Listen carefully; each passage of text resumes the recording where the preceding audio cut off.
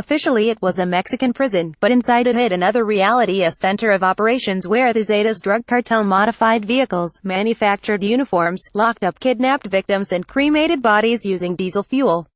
Some details of the case were previously known, but a report released Tuesday by two university professors who specialize in human rights sheds new light on how one of Mexico's bloodiest criminal organizations took complete control of the state prison in 2010 and 2011 in Piedras Negras, just across the border from Texas, without any resistance from Coahuila state officials.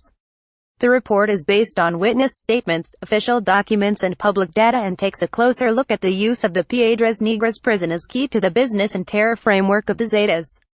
The investigation, which was conducted by Sergio Aguayo of the College of Mexico and Jacobo Dayan at Iberoamericana University, includes more than 1,500 pages and describes surreal life inside the prison's walls.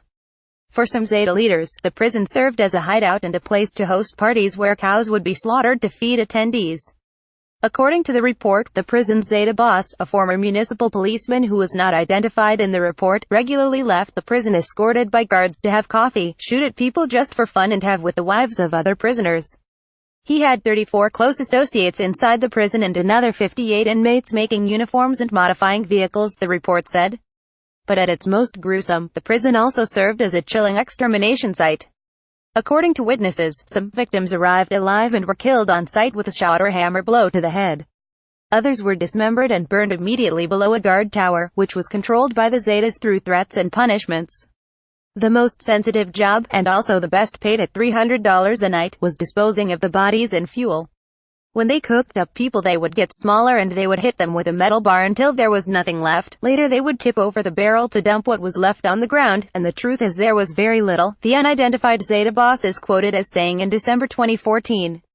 Overall, testimony from recent trials of Zeta members in Texas suggests about 150 bodies were disposed of inside the prison.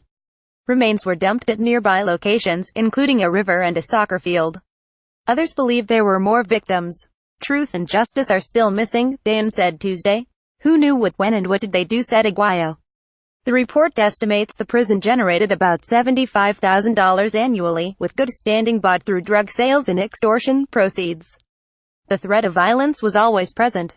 A number of prisoners working for the Zetas walked around the prison with guns, in contrast to the guards who were mostly unarmed. A representative of the Coahuila state government, Federico Garza, said at the report's presentation that we emphatically deny that there were crimes against humanity. He added that the investigation into crimes at the prison continues. The report's authors received some support in their investigation from the Coahuila state government, a victims support agency, the National Human Rights Commission and victims advocates, but said the Federal Attorney General's Office and Ministry of Foreign Relations declined to provide any information. Aguayo said Tuesday the authors had academic freedom in their endeavor, but added that there was strong pressure to keep this from coming out. He did not detail those pressures. Initially started by deserters from an elite military unit, the Zetas served as the enforcers of the Gulf cartel. During the 2000s, through gruesome violence, the Zetas broke away to become one of the country's most feared criminal organizations. They expanded their territory especially in the north and east of Mexico. Zetas have been implicated in a host of infamous massacres, including the killing of 72 migrants in 2010 and a Monterrey casino fire that killed 52 in 2011. In March 2011, in what is believed to be revenge for a perceived traitor, Zetas came to the community of Allende and with the help of local police disappeared a still uncertain number of families. The College of Mexico report says that prisoners from Piedras Negras participated in that massacre. The authors have called on authorities to continue investigating and identify those responsible for the violence at the Coahuila prison. The International Criminal Court has not issued a decision about whether it will investigate if crimes against humanity were committed in Coahuila.